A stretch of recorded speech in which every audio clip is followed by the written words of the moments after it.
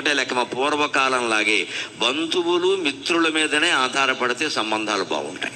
బంధువులు మిత్రులు, మీ బంధువులతో మీ మేనల్లుళ్ళు, మేనకోడళ్ళు, అలాగే మేనత్తలు, మేనమావలు, పినతండ్రులు అందరితోనూ సత్సంబంధాలు కొనసాగించండి.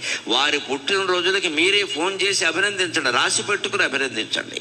మావయ్య బాగున్నావా అంటే 80 ఏళ్ల మేనమావ ఎంత ఆనందిస్తాడండి, ఎంత ఆనందిస్తాడు.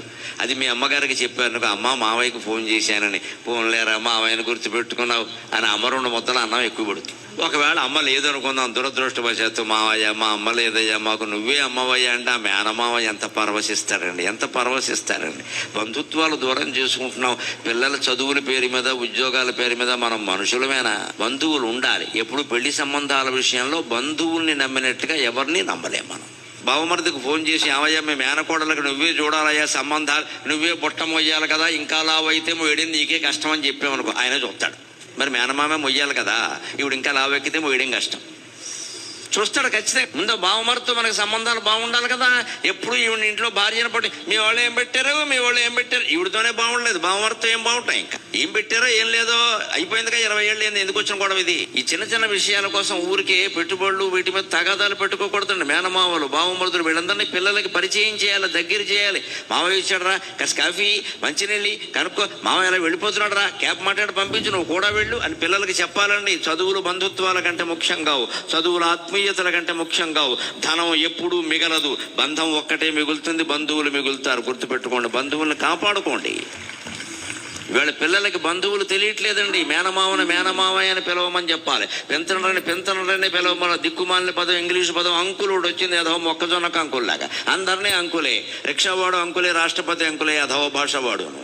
మేనమావ వేరు, మావగారు వేరు, మావయ్య గారు వేరండి. మేనమావ అంటే అమ్మ తమ్ముడు, మావగారు అంటే పిల్లనిచ్చిన మావగారు, మావయ్య గారు అంటే మేనత్త మొగుడు. 3 బంధాలు ఉన్నాయి మనకి.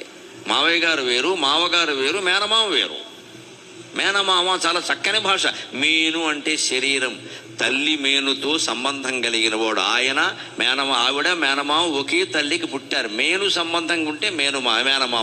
అలాగే మేనత్త, తండ్రి ఏ తల్లికి పుట్టాడో మేనత్త కూడా అదే తల్లికి పుట్టింది. అందుకే మేను అత్త మేనత్త మేనమామ. మేను అల్లుడు మేనల్లుడు. భాష అంత గొప్పది, భాష అంత గొప్పది. మన అక్క కొడుకు మేనల్లుడు అంటే అక్క శరీరం మన శరీరం ఒకటే కదా, రక్తం ఒకటే కదా. ప్రతి జీవికి రక్త మాంసాలు తల్లి నుంచి వస్తాయి, రక్తం చర్మం తల్లి నుంచి వస్తాయి, ఎముకలు బుద్ధి తండ్రి నుంచి వస్తాయి.